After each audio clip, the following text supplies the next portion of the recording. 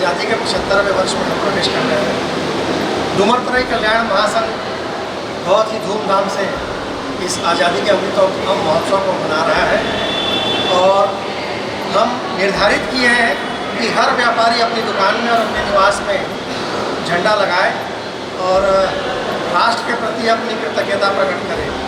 हम आप सभी नागरिकों से भी अनुरोध करते हैं कि आइए हमारे आज़ादी के अमृत महोत्सव में शामिल होने डुमरतराई होलसेल मार्केट में।